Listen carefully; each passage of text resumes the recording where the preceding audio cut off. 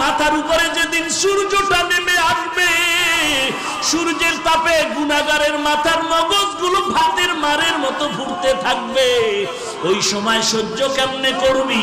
একটা বেতের বাড়ি দিলে সহ্য করতে পারি না।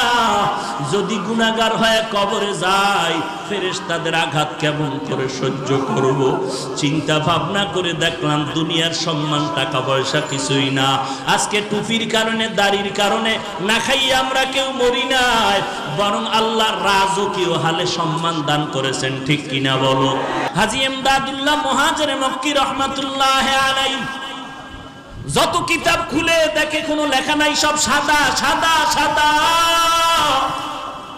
আবার সামনে কিতাব খুলে সাদা, কোনো লেখা নাই।